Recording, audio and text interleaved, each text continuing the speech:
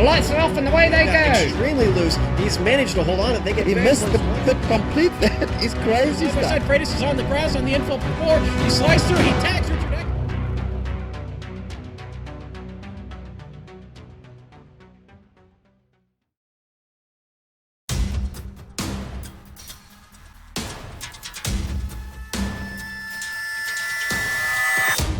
What does LionHeart mean?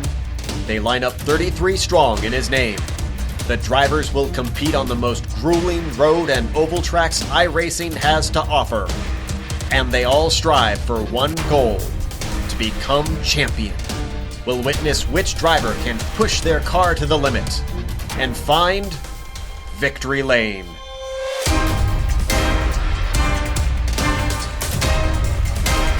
You're watching the premier American Open Wheel Series on iRacing. The LionHeart IndyCar Series starts now.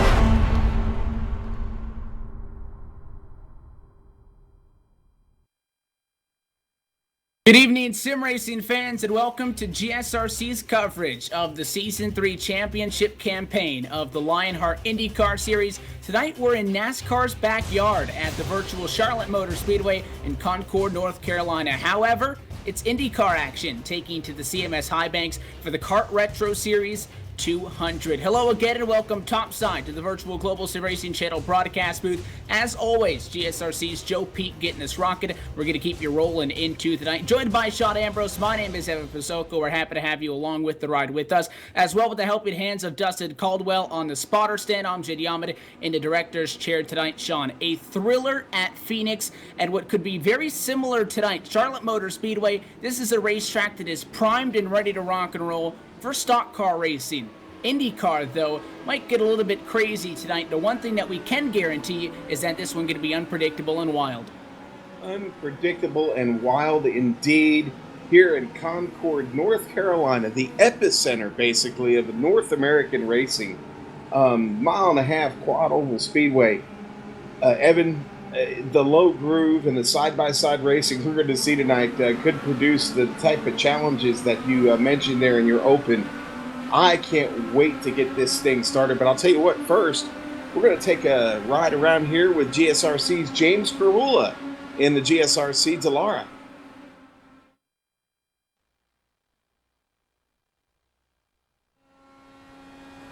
Hello, I'm James Carhula in the GSRC DW12 Dallara, and I'm going to take you for a lap around the Charlotte Motor Speedway. Charlotte is a sister track to the Texas Motor Speedway, which is very well known here in these cars. Look for a lot of good side-by-side racing, especially early on in the run as well. The outside line at this racetrack is a very viable option to get around the person in front of you and also save your tires because tire degradation will be key here as well. One big thing to worry about is you will be pinched by those cars on the outside. Make sure you keep right close to that apron, but don't touch it because it will upset the car and send you right up the hill. Plenty of room down here on the backstretch to make a lot of passes. And going in the 3, you have multiple line options to get around here and still put down a fast lap. Pack racing is always a possibility here, but if you're able to stay out front and put your car in the right position, you could find yourself in victory lane here at the Charlotte Motor Speedway.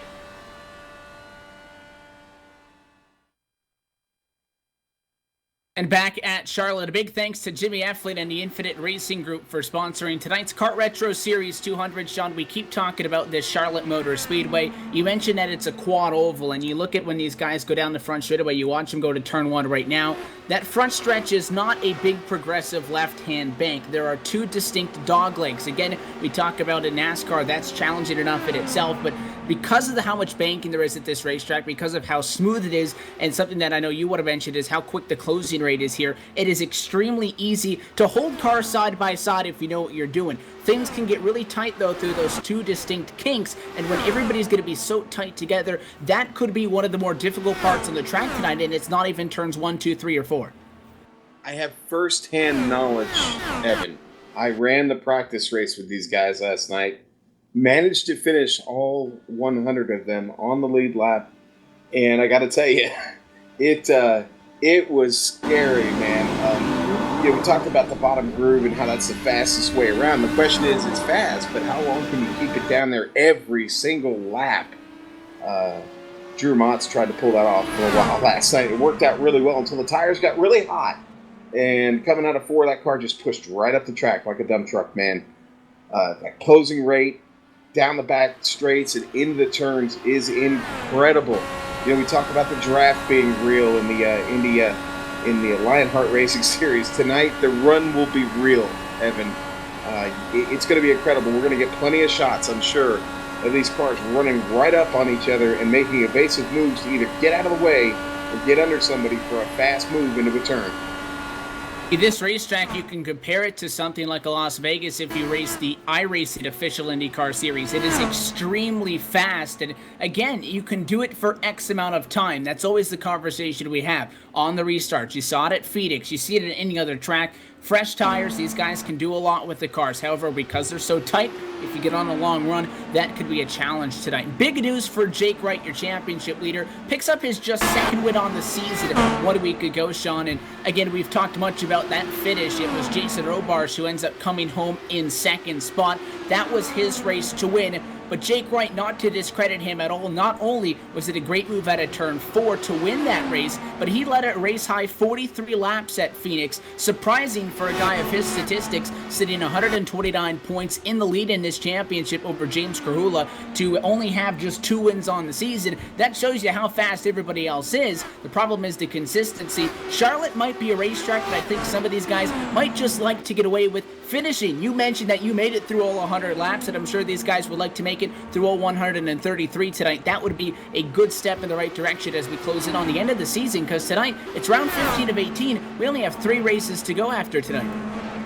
We do, and listen, there are still plenty of positions to battle for. Maybe Jake has run away with the series right now, but there's plenty of action right behind him, and guys battling here right through the top 10 to put themselves in a position to get a little bit closer, maybe get a podium finish. I mean, Dival and Harden and Robards, Guerin, they're all right there within striking distance of Big Joe Hassert, and got a little ways to go to get Krahula, but you got to get through these races. We've got a road course coming up next. Going to take a week off and then go to the road course. We know that's not everyone's forte. Anything can happen tonight. So, yeah, there could be really big movement in this top 10 in the points right now over these next couple of races, and it's time to go, man. There's only 3 to go after tonight. It is time to go in the championship, but it's time to go tonight. These drivers just now wrapping up their 5-minute closed qualifying session. Provisional pole sitter Jake Wright at this time with a 24.087. Still about 8 drivers to hit the track for qualifying, so those results not official yet to this point. So we look forward to this, and Sean, you mentioned those upcoming races that are going to round things up here tonight. Charlotte, maybe one of the last big wild card races. We talk about Road America. That's a racetrack. First off, excited to see IndyCar going back there. We're excited to be there in 2 weeks from tonight. You go to Atlanta. Atlanta's another intermediate racetrack just like this, but it's a little bit wider. There's a little bit more room at an Auto Club Speedway, the site of the season finale in IndyCar for the last 2 seasons. We've seen these guys race there. We know that they can do it. So consistency, strong runs, all of that obviously at the forefront, but it is a large field tonight of 30 cars. And because of the fact that we're now in the final quarter of the race, there's a couple of guys here where they maybe feel like they haven't quite had the seasons that they've wanted, and we talk about luck of the draw, Sean. There's a couple of guys in specific who have had good runs this season, but they have not gotten the results that they thought that they should have gotten and probably should have deserved. Tonight, now that they get down to the end, it comes up very quickly on you because we're going to have an off week, and then it's boom, boom, boom, and you're done here. You're going through to 2016 for the season finale. So I'd be interested to see how many of those guys maybe are a little bit more aggressive here early, the guys that normally hang back and play it strategically. Well, you know what? I talked to a couple guys for the race. I'll leave their names anonymous that actually considered not even taking a qualifying time tonight. So as we see qualifying wrapping up, it looks like there may be a couple of people who decided not to go out. So caution may be the better side of valor in this one. We'll just have to see. These first couple of laps here could be hey, listen, in the LionHeart Racing Series, there's no fast repair. You destroy that car in the open of the race, man. It's a long night. It'll be fun when we get down into turn number 1, and with that, qualifying is drawn to a close, and we're about set to do battle for 200 miles in Concord, North Carolina. So let's look at the starting grid for the Kart Retro Series 200. That 24,087. It's good enough to put championship leader Jake Wright in the best spot tonight. He'll be on pole for this one. Outside to him on the front row, good shout out to the 69 of Trevor Malone, who will ride in second. Ricky Harden will start tonight in third. Topside, the 11 of Big Joe Hassard. Tony Lurcock slated for a P5 tonight. He'll be joined on row number 3 and P6 by the 8 of Dan Guerin. And in 7th, going to be the number 5 of Dylan Lee. Jason Robarge, our tough luck second place finisher last week, he will start in 8th. Joe Branch in 9th and a number 28. Number 3, Ian Adams will start 10th tonight. Chris Stouffer in a number 7 will be 11th. Michael Gray in the 888 will be 12th. Back to you, Evan. Could it be a lucky or unlucky number 13 starting spot? We'll see for the 92 of Chris Lanini. He'll be joined by the 14 Pierre Deigel outside in 14th. Ron Hacker's back in 15th position. He'll be joined alongside with the 66 of Tommy Ryan in 16th. Brandon Linkeman, top 3 car in practice, mirrored back in 17th for the grid. Jack Bogan, the 20 car topside in 18th. Okay, in 20th, Peter Edwins, the number 16. 21st, Corey Connor in the number 2. 22nd, Jesse Fowler in the number 22. Starting the number 89 will start 22nd. James Gravula in the number 4 will start 23rd. And in 24th, Alfred Shepard, the number 13. Final 2 cars to put down a time in qualifying. 25th for Mark Nobert and Robert Blewett in 26th. Then we have the cars that elect to start at the back tonight. Zach Trull in 27th. 28th to George Anzaldo. 29th to Jason Galvin. And Drew Motz will start from 30th. The field now rolls across the stripe. Oh, it's about to get real here, Evan. This is one that these guys have circled, and a lot of guys, they look at races, they circle them to win them. They circle them because they feel like those are races that they're very good at.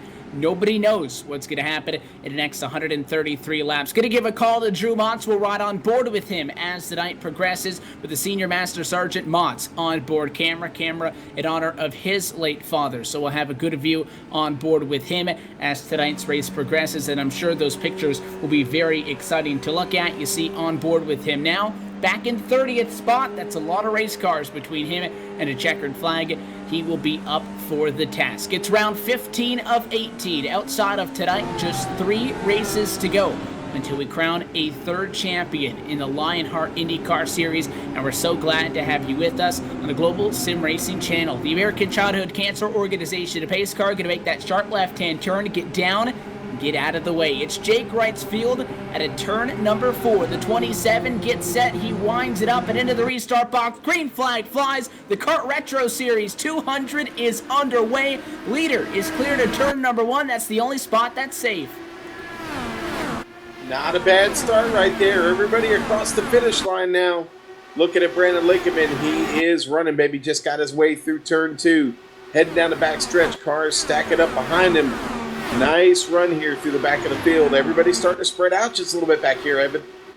Bottom lane, the place to be as you get up to speed. Going backwards was Trevor Malone, the driver of the number 69 car. Started in second. He's back to P5 by the time we cross the line. Jake Wright now drops to second. Ricky Harden makes the move. And now Harden topside in turn 2. So a lot of action going on inside of the top 5. That's about 6-7 cars up there within half a second of each other. Down to turn number 3. Harden drops in line. Wright gets the race lead. And Malone drops another spot as he slides high in turns 3 and 4. So the 8 car of Dan Guerin picks one up. Evan's still kind of keeping an eye on this back part of the field right now. They are running there. You got 2 different packs right there. On that start, Ian Adams had to take the EOL right. EOL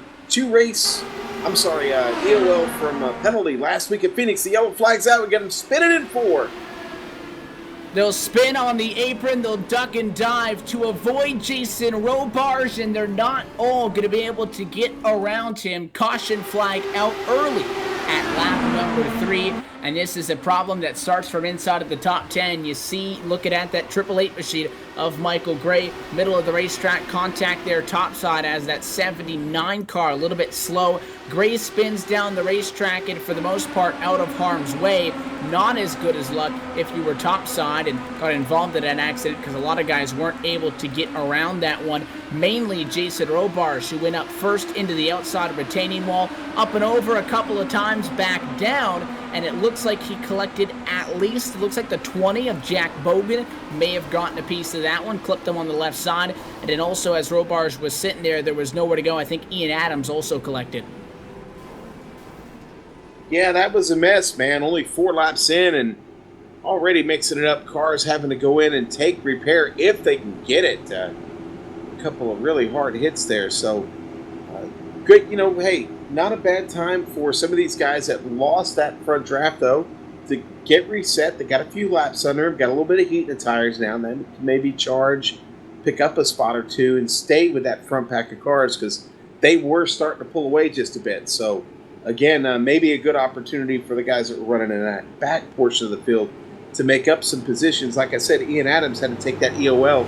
We know he's fast. He's going to get up there. He's going to do it real fast. I know he came by me a couple times really quick last night.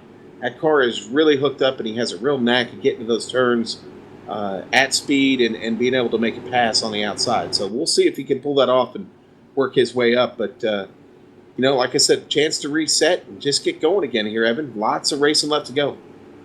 Plenty of time to see a green flag stretch still in this one, but it may be a stop-and-go atmosphere, which is something that the drivers have to prepare for. They have to know how hard can you push that car in that window, how frequent are you going to have to come down and get tires. So the guys that are the big losers in this, Jason Robarge is on the pit lane, heavily damaged, getting serviced. Ian Adams' car has been pushed behind the wall. He is officially retired from this one after being the fastest car in practice, qualifying P10. It'll be a P30 for the driver of the 3.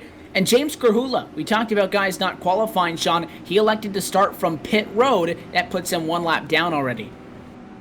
Yeah, it does. Tough way to start the race. Now, yeah, obviously he's not out of it, but you certainly don't want to fall another lap down because you got Robarge and Adams there now 2 laps down. But, yeah, he's going to have a little bit of work to do, kind of starting behind the 8 ball, as they say. Tough night, tough way to get started with so many laps here to go. Again, like I said, there's lots of racing left to be done, and they do get to stretching it out with green flags. We're going to definitely see fuel and tire strategy come into play, I'm sure. Some of the big movers, the winners in that opening stint, couple of guys getting up on it. 10th position right now is Tommy Ryan. He picks up 6 spots from 16th on the grid. A little bit behind Tim. Jesse Fowler in the number 13 spot, started back in 22nd position. So that Petco machine, one of the drivers that has gotten a good gain tonight. Alfred Shepard, another name of that category. Zach Troll as well, back at 18th. He's at least up to 10th position. So a lot of guys, especially behind that accident, you talk about 3-4 cars getting involved. They pick up 3-4 on the green. You avoid 3-4 cars. Next thing you know, that's a big chunk out of the field that you've had to get around that you've already taken care of, and still shy of 10 laps into this race. It's a pretty good start for those guys. However, the top 8 cars right now all started inside of the top 8 with the exception of Jason Robarge, who was involved in that accident. Sean, lights off with a pace car. This time it'll be single file restart procedures as opposed to the double wide for the drop of the green flag. That should spread things out a little bit more when they get up to speed. I'm going to keep an eye on Trevor Malone, running 6th place right now. The return of Trevor Malone. He has been away for a while. He is back. We welcome him back, and good on you, buddy, up in 6th place. Let's get this thing going.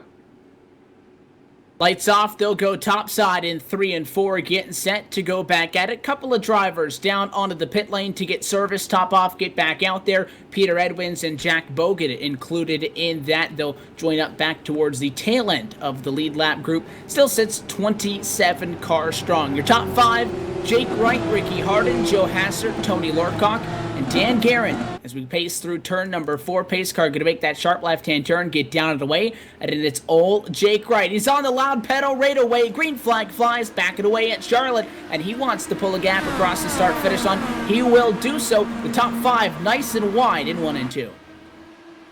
Like I said, I was going to keep an eye on Trevor Malone. He was not lazy on the pedal, but I got to tell you, Guerin got off to a really nice start in front of him. And Trevor just not able to grab on quick enough, so it's left him kind of out there in the middle. He's got a little bit of traffic behind him. Dylan Lee and Joe Branch trying to get to him. Nice little battle going on. Stouffer in that mix too, in the number 7 Fuzzy's machine. They're racing, baby. Heading into 1. And Stouffer going to stagger that car. He looks high as those two run right on each other's gearbox down on the white line. The preferred place to be as long as you can hold that car down there. And you see that 7 of Stouffer not running directly behind him. He's not going to be able to get up there and pass them if they continue to be on each other like that. So he waits. He sees an opportunity as Joe Branch backs off a little bit. Looks topside. Nothing comes from that. This battle inside of the top 10. Battle back for P15. A pretty good one. It's Chris Lunini who's got it. Vincent Bluthenthal, Zach Troll behind him through turn number 4. Those are the guys chasing him. Yeah, and I misidentified that. Oh! Dylan Lee around, trying to gather it up. He gathered it up. Dylan Lee hangs on to it, Evan. Oh, my. Not out of the clear yet. There's high-speed race cars coming through on the bottom. This group now that surges quickly to the driver of the number 5 machine. They were 2 wide, 3 rows deep. We'll go 3 wide down the back straightaway. In the middle of it all, trying to squeeze away through is Corey Connor, and cutting him a break is Zach Troll to allow the 2 car to the bottom. Ay, ay, ay. It's lap 11, Evan. Come on, man. And they were double filed. They single filed up. I'm surprised they were that disciplined. They're going to get right back at it to turn 1. This is a big pack of race cars, 9th on back. Tommy Ryan leads them. Ron Hacker behind him. Then it's Brandon Lincoln and Jesse Fowler. Chris Lanini over topside goes that 92. He wants the spot from that 89 car. He'll make the pass on the outside and forward. Brandon Lincoln up to 11th place, man. He is rolling right now. Just really hugging that bottom line. You see that bright green car on the screen, man. It is rolling right now, and he's going to keep it down there, try and make a move here, heading into 3. Meanwhile, for the race lead, it's held by Jake Wright. They fight for second on back, but nobody's been able to make a move for the race lead. You see side by side for second to turn 1. Outside is Dan Guerin. Inside is Joe Hasser, just behind Tony Lurcock, but that clean air for the race leader. If he can continue to hold the bottom, much is the same song and dance for a lot of these intermediate ovals, it is extremely difficult to pass that race leader straight up, because once you jump out of line, you're hit with a wall of air, and him having that preferred lane puts you at a disadvantage. Caution, problems at lap number 15. It's at a turn number 4. We will slow things down. The 48 car is involved in this one, and not happy about it is Robert Bloom. We'll take a look on our onboard camera for this one, but it's Drew Motz, that number 26 machine, into the corner, and a checkup or something, Sean. He gets hit from behind, and the driver that gets into him is Robert Bluen. Bluen not happy, which tells me that that happened very quickly, but that contact sends both of those cars into the fence. Boy, yeah, it does, and yeah, you said Bluen not happy. He's on the radio right now, voicing his displeasure, maybe giving some driving tips even. Tough break there for Drew Motz, and our onboard camera gets all the action right there. You saw it on the replay. We're looking at it from the TV one angle, I think, right now. You see him getting in there on the replay, and yeah, man, Evan, maybe a little net code. I hate to bring that up, but did you see much contact there? Well, the 48's not happy because he feels like that car in front of him changed lanes. And, you look at all of that. Obviously, Robert Rowland's not going to be happy at all because he's involved in an accident. That's not something that you want to happen when you go to the racetrack. But I think I'm looking at it, and it's close. I think he just nicked him, and it sent that 26 around. But I don't think that you can place much fault on Drew Motz here either, because Motz is kind of looking to the bottom of the racetrack. If there's any sort of checkup, Sean, when you get on the brakes, that car's going to go up the hill. That's what the 48's complaining about, that the 26 went up. So if he checked up, that's exactly where that car was going, and the checkup just happened to fall back in the accordion to where the 48 was the driver that wasn't able to slow up in time. That could be a case. Yeah, very well could be. Hey, listen, it's not always a guarantee here on iRacing. There's a lot to be to question sometimes when these incidents happen. Tough break for Drew Motz there. Really an honor to have that camera on the car tonight in honor of his father, Sergeant Motz, and a 36-year veteran of the Air Force. And Drew was telling me he's actually a veteran, and he passed away actually on Veterans Day. I thought that was, as Drew had said to me, he thought that was a really, him and his family thought that it was a very fitting way to send him off that way. And we certainly honor his memory and appreciate his service and honor that as well. And hopefully Drew can get that car back out there. I think he had a connection issue, but he's back in now. Hopefully he can get back on the track and maybe get a little something out of this before the night's over. You're happy to be a part of that in such a little way, and unfortunately, it looks like it'll be a short end for him, at least at this point. You mentioned he is loading back into the sim. He might be able to get back going, but it would be a long night working with damage and a couple of laps down, but we'll see what he can salvage, because I don't think we're going to remain the rest of this race with 26 cars on the lead lap through after a couple of early cautions. So stay there, tough it out. That's what James Krahula is doing. The 4-car has been in and out of the pit lane a couple of times tonight. Stouffer, Branch, other names that come down this time. He is 1 lap down, Sean. You're not going to get a lap back unless every single leader pits. You get waved by. So with that, Krahula, you said that guys didn't want to qualify. We saw at least 5 guys do that. He was in that same boat, but what he did was he elected to start for the pit lane outright. So it is a bad position to find yourself in 1 lap down, but if he stays 1 lap down, he can still get a decent finish out of this one, I would imagine. Yeah, I mean, really, we talked about just the real mystery here about, we've already seen a little bit of carnage here. I mean, anything can happen. Going to happen to our leaders. No surprise, Jake Bright's at the front, but Big Joe's right there. Those two will definitely battle. They're very, very, very racy cars here at the front. Anything can happen, Evan. I know it's cliche and we keep saying it, but this is still a very long race. We still have more than 100 laps to go, and we haven't gotten a really solid green flag run yet. We get one of those. These guys spread out and start making pit stops. James Krahula is definitely a factor at the end of this race. The lights go off around the virtual Charlotte Motor Speedway as well, on top of that American Childhood Cancer Organization Ford Mustang GT pace car. So this restart going to be slated to put lap 19 into the books. It will begin lap number 20, still early in the opening 20% of this event here from the Charlotte Motor Speedway. 2 caution flags drop 4 drivers down off of the lead lap. We'll have 26 lead lap drivers inside of that lead lap for this one. Jake Wright in control. He is yet to be passed tonight. He's led him all the way so far, and for the 3rd time, he'll bring us back under the green flag at a turn number 4. Pace car going to get down at 27 from now to the restart box to go. Pretty smooth one. Green flag flies. We're back at it at lap 20 as the Kart Retro Series 200 back under a green flag condition. Good restart this time, though, for Joe Hassard and Tony Larcock. Both of them much better than what they were on the last one. Man, really spreading out. I mean, we've got guys that had just come across the start-finish line as they were getting out of 2. Really spreading out quick here. I don't know if we had several getting laid out of the pits or what, but they certainly did not start up with this group. I mean, these guys have the potential to catch them really quick here, Evan.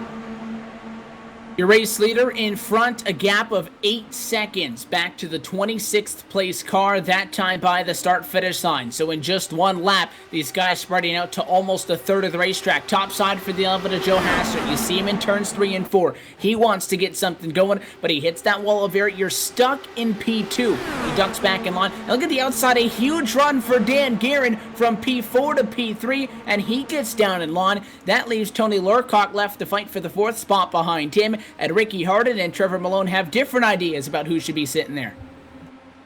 Well, everybody just got around Lincoln, Lanini and Hacker and Tommy Ryan. It was a battle for 9th spot. And they're all going to move up position and leave Brandon Lincoln behind right now. He moves back, slides back to 10th after that run they got on him. They basically ganged up on him and just took it away. And again, another example of how the draft is so strong here and how you can get just those amazing runs heading into the turns. Hey, quick shout out to Brandon Lincoln's grandmother, Miss Evelyn Adrian.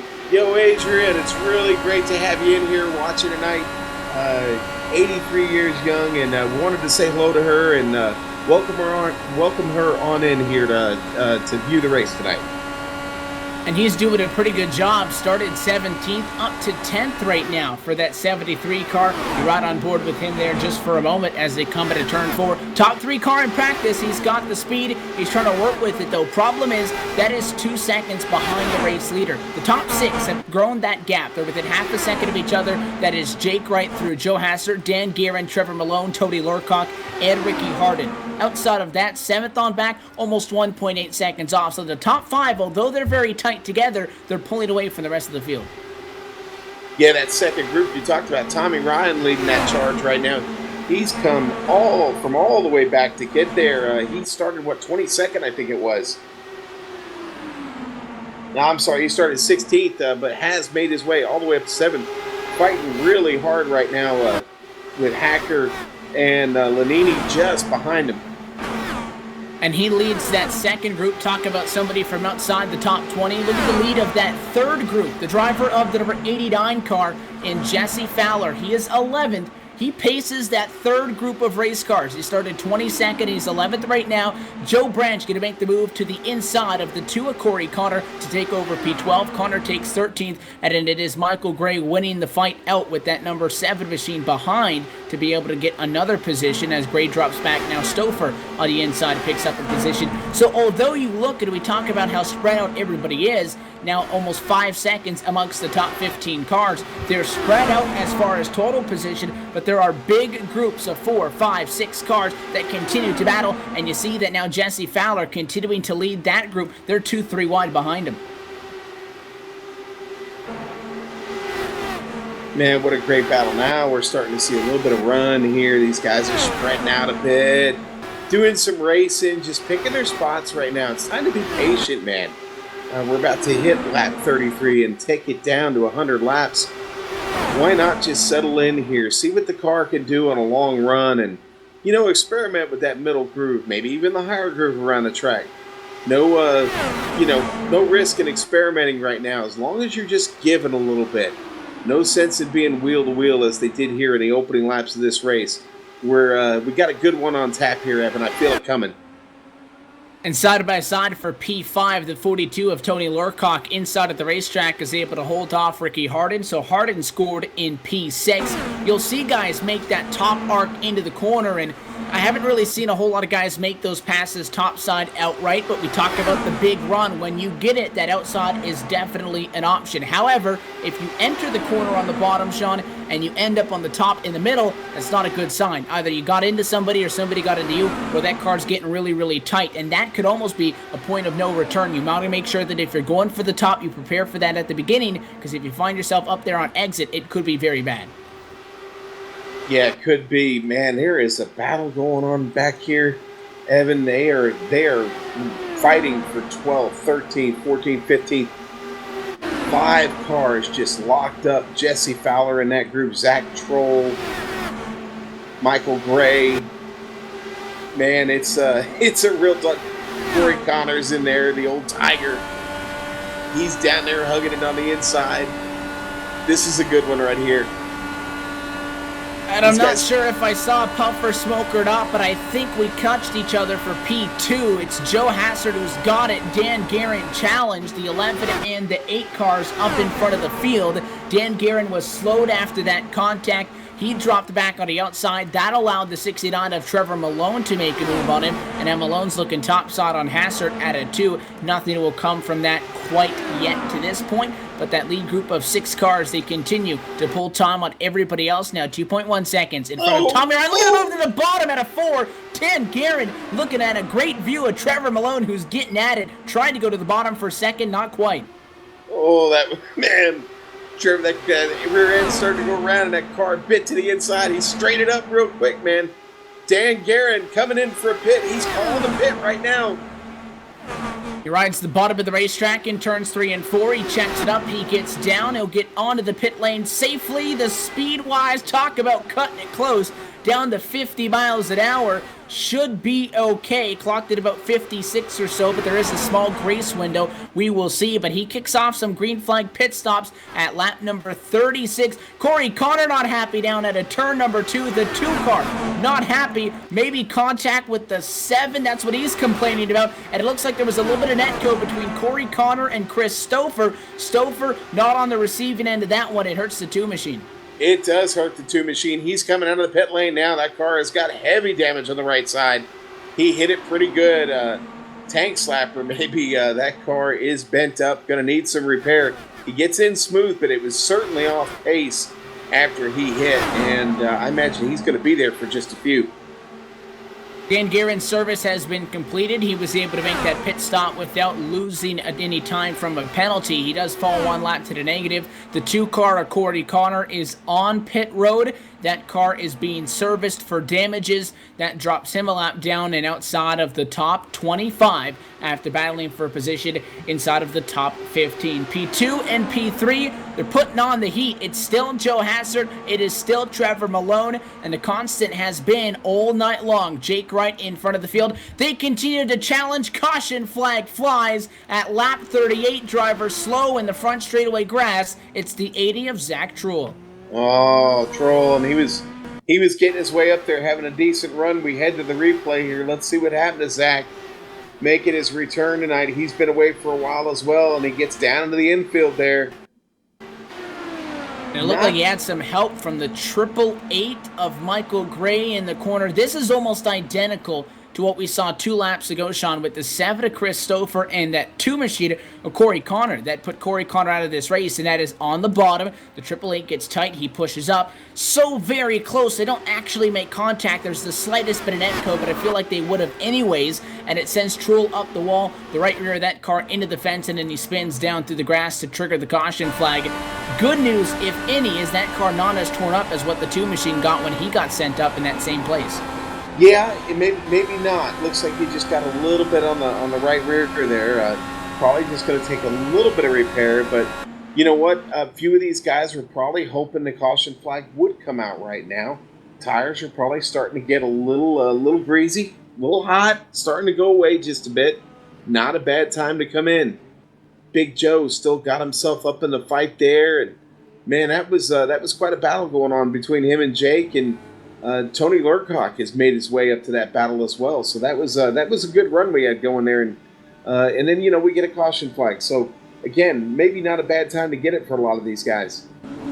You see the race off of pit road, and Joe Hassert wins that one as he comes in, gets 4 tires, and feel he will beat Jake Wright out of the pit lane. However, not everybody was on the same strategy to come down. Tony Lurcock will stay out and go to P5.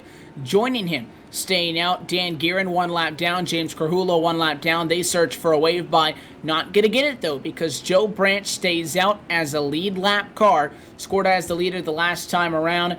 If he comes across the start-finish line, Sean, and does not pit, that is bad news for Guerin and Carhulo because they won't get a wave by. If he does come in, decides to get the service so that he's at the back for the restart, they'll get back to the lead lap, which would be great news for them. Yes, great news indeed. Now we're under that 100-lap mark. The anticipation is mounting. This race is closing in on the halfway point. Now you've got fresh life. You've got a chance now. A chance to get back in this race. As we've seen several times already, lots of cars moving through the field, coming from all the way back, making their way up. Jason Galvin looking pretty good right now. Started 30th. One of those guys who didn't take a quali time, sitting in 14th right now.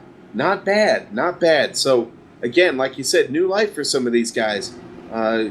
Lots of racing left to go, but definitely, like I said, being under that 100 laps to go, this starts to get really serious here. You just saw Tony Lurcock on the pit lane. He came down with the race leaders, and I mentioned that he was stayed out. He was scored a P5. He came down, did not enter his stall. Believe he just missed it, Sean. Came back out, has now pitted, and is going to find himself in 23rd position or so. Yeah, not quite sure what happened with that machine there. have to go back and look at the replay. Not really sure. That's interesting. Didn't really see why he would have needed to come down there. So now he is way back after starting inside of the top 5. He'll be scored outside of the top 20 at minimum. You will have to see what he's able to do from there on and try to see if he can fight back, get back into this one. That's a long way to go, though. I'm looking top side. Joe Branch, the number 11, or rather the number 28 for that matter, stays out to the top spot. Behind him, you have Dan Guerin, you have James Krahula, then you have Big Joe Hassert. Those are 2 drivers, 1 lap down, Sean, in between the first and second place car for the restart.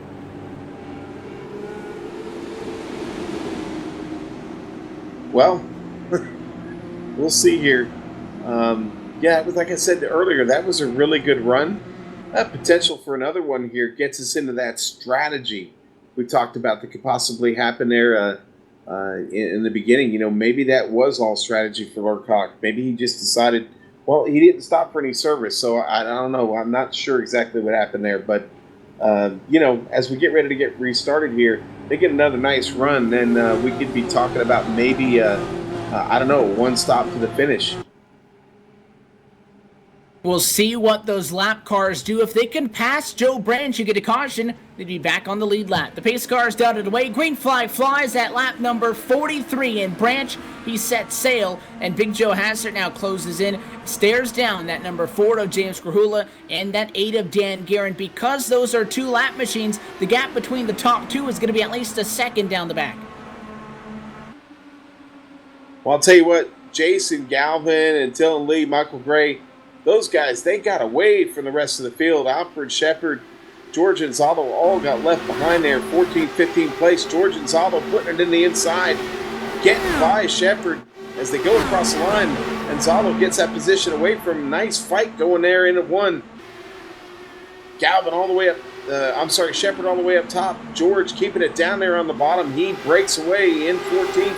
Now got his eyes set on trying to get to Galvin. 2.5 off the pace, though. And the leader of this fight is again the 7 of Christopher. He cannot find clean racetrack all night long. He's been in almost every single battle we're talking about. He's behind the 66 of Tommy Ron. The challenge is the outside of the racetrack. The 92 of Chris Lanini makes that jump up there into 1 and 2.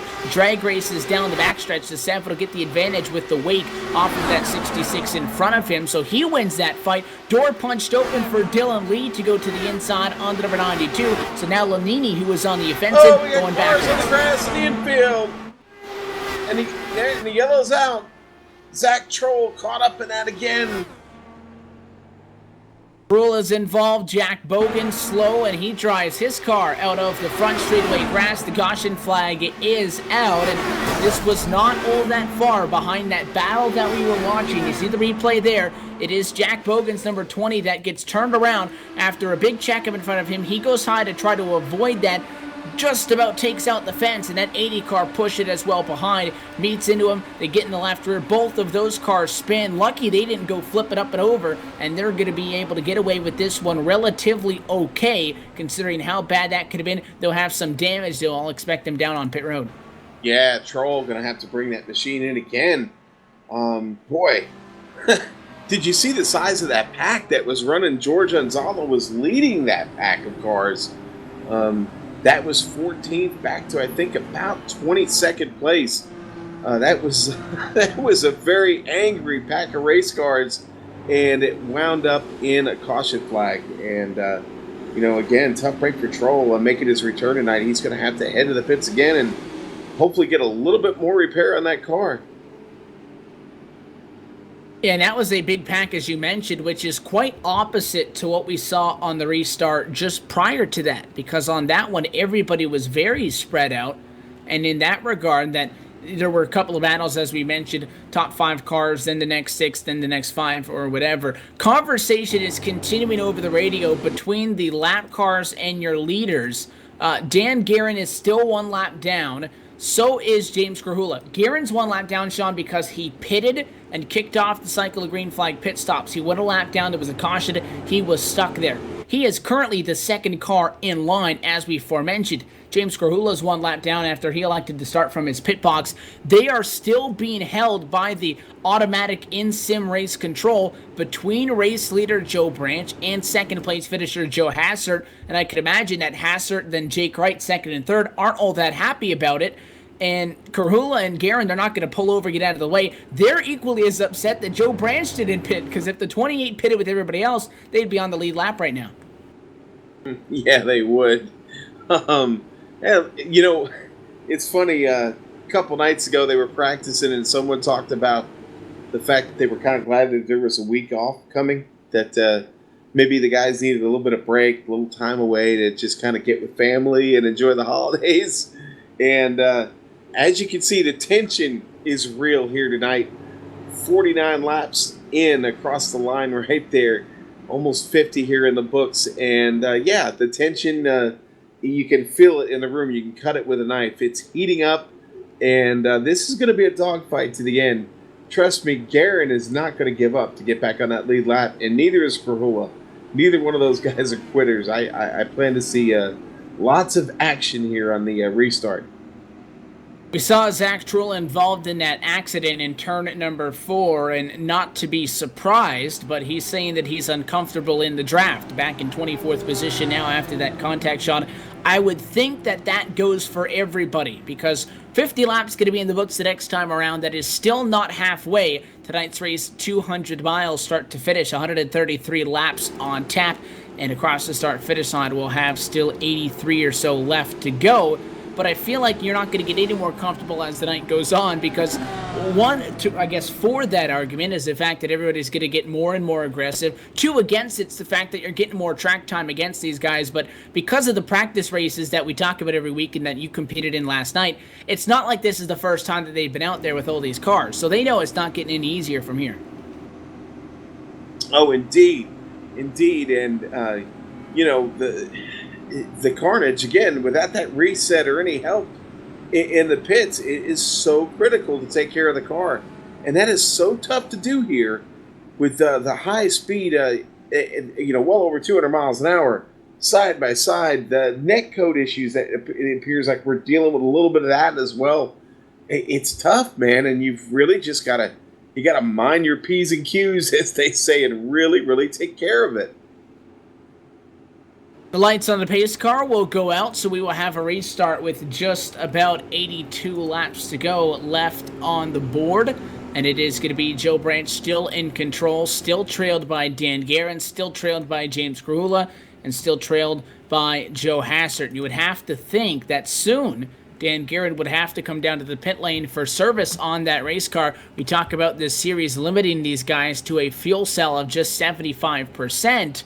Everybody else but him a lot better than fuel. The pace car's down and away. The 28 holds us a lot slower to the tri-oval. Green flag flies. We're back on it.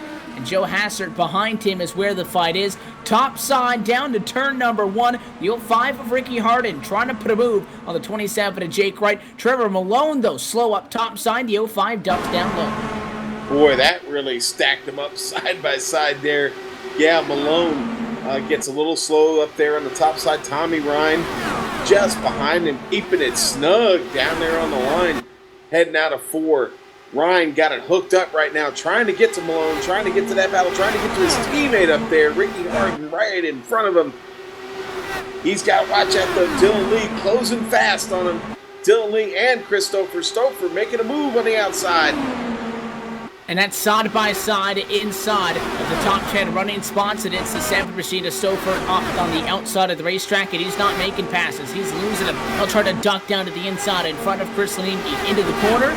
Not of enough room that time, and the 92 pulls back to his door. So as that fight continues in front of them, Trevor Malone continues to slide. He'll lose another spot before he's able to get down. Ricky Harden as well as Jake Wright are able to challenge him for that position at a turn 4. Stouffer, though, is now able to duck in line behind that number 92 car. Drops a couple of spots, and in the grass down the front straightaway, the 66 of Tommy Ryan. Man, This has turned into a 9-car battle now. 9 cars in the mix. Again, we're seeing another angry pack here. These boys are racing. Yeah, they're a little bit in line right now, but trust me, there is no place to run right now. These cars are running, baby. 220 miles an hour into one. Stouffer really hanging on right now. Jake Wright caught up on the outside. And Jake Wright led this race up until not only one, that he lost the race off of the pit lane, but two, Joe Branch had stayed out. The 27 has not had to race in traffic yet tonight. He gets down behind the 7 of Chris Stouffer. Stouffer immediately to the outside of the racetrack, try to make a move and double up there as he looks to the outside of Dylan Lee. Can't do it. He ducks back down. This is all the battle for P2 on back. But because of those lap cars, it is still Joe Branch immediately on his bumper. Is the 8 of Dan Guerin, immediately behind is James Krahula. So that's a 3-car lead pack, but only one of them's on the lead lap. Yeah, but you know what? Those guys they got to get busy, man. They got to, any chance it's to get away and somehow get that lap back right now. Quite a battle, though, man. Like I said, 9 cars still nose to tail, running really hard, and then just about a second and a half behind them is another angry pack of cars. Really, really good racing going on here right now. Just about the halfway point of the race, Evan. Just shy of halfway in this one, and we're side by side up front. This is a big position for the number 8 car to get, because if Dan Guerin can clear the race leader and get a caution, he will join back to the lead lap, because he will not technically be a lap down. However, we have yet to see, Sean, somebody pass a lead car tonight under green because of the aerodynamics. That 8 machine, he continues to push it, but really all eyes back for second, which is still that big pack led by Joe Hassert. And actually, for that moment, I think the first 4 or 5 of them are single file. You're on board looking at the bottom of the racetrack at a turn 4 with Dan Guerin. This fight going on much back in the pack outside of what is going to be the top 20. That fight comes down to turn 1. Man, I can't get my eyes off of that. Those guys are really running. You know, Jake Wright, I'm a little surprised. Jake Wright not in the familiar position where we're used to seeing him. He's struggling in 9th right now, not really able to muster a charge. You know, he might be taking care of the car. He might even be conserving fuel. You know, we talked about the possibility of maybe able to completing this race on one more stop. If anybody could do it on strategy, it could be Jake Wright. He seems to have all the answers this season. Your points leader, Jake Wright, right now sitting in 8th in the middle of that pack, could be conserving fuel right now, Evan. We know that there's a couple of different fuel games in effect at this moment. The question is, how will this all go out? It's all based really on how the caution flags sit. If we continue to go green, Joe Branch would be the first one to have to come down to the pit lane. So would the 8 and the 4. Everybody else, they topped off on tires and fuel. And there goes Joe Branch. He's got to give it up. So down the pit road comes the driver of the number 28 Honda. He is down for service. With that, Joe Hassert takes over the race lead. And with that as well, welcome Dan Guerin and James Krahula back to the lead lap in 25th and 26th. And there you go. Things start to shake out, right? Got somebody else to the inside there. I didn't see who that was. Yeah, that was one car slowed down the back straightaway. It is James Krahula. It looks like the number 4 car down the pit road just after he got that lead lap status back. I think he better run out of gas. Ooh, might have just pushed it a little bit too far. Man, Krahula just not finding any luck right now. Trying to stay solid in second, hoping for a little bit of a chance to gain a little bit of ground on Jake Wright, who is really in his own zip code right now. But you know, as we talked about before, Jake really not, I don't want to say he's struggling, but he is fighting with cars right now. Again, a position we're not used to seeing him in.